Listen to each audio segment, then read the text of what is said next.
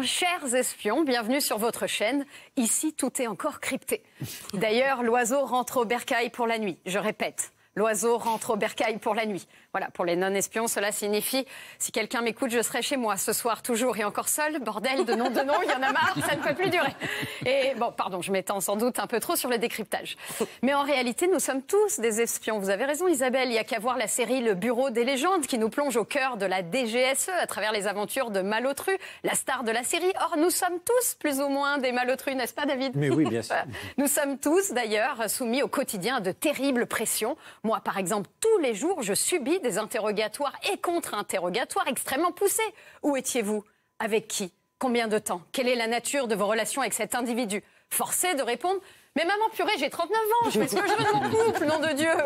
Voilà, il faut dire que ma mère, c'est la DGSE, la CIA et le FSB à elle toute seule. Tiens, d'ailleurs, voilà ce que l'on sait des espions. Ils ont une passion pour les acronymes. CIA, KGB, FBI, DGSE, NSA. En revanche, ils n'ont pas beaucoup d'humour, parce qu'en acronyme, il y avait aussi des cucu cassés ou WC occupé, par exemple. Enfin, je sais pas, il y a des trucs plus drôles. Quoi qu'il en soit, chers espions, vous êtes partout. Moi, là, par exemple, je me sens observée. Ça ne m'étonnerait pas que je sois filmée en ce moment même. David, Isabelle, grâce à mon entraînement hyper poussé, j'ai repéré des micros. Là. Oh, quelle horreur! Oh mon Dieu! On est observé. Faites semblant de rien, agissez normalement. Chers espions, vous êtes partout. Filature, coercition, fouille systématique dans tous les documents et fichiers informatiques disponibles. Bon, finalement, être un espion, c'est juste devenir une femme jalouse.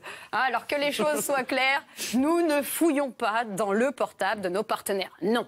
Nous récoltons, comme tout espion, des informations sensibles en vue de maintenir le fragile équilibre de la terreur dans la guerre froide interconjointe. C'est tout. Voilà.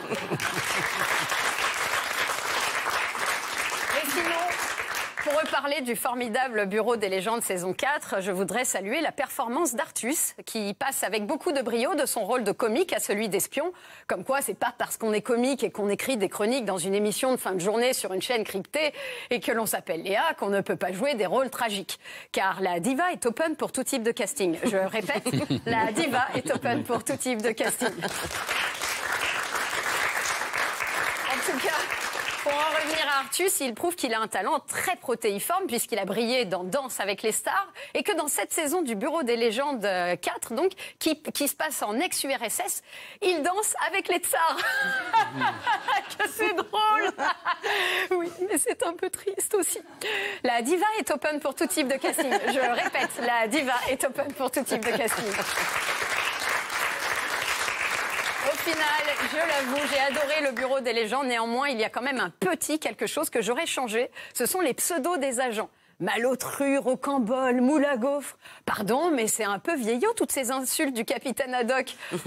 Moi, j'aurais fait plus jeune. Je les aurais appelés Gros Bolos, Miskina et Grave le Somme, par exemple. Voilà.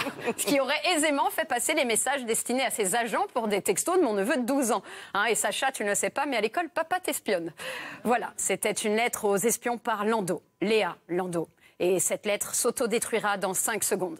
J'aurais bien continué cette chronique, malheureusement.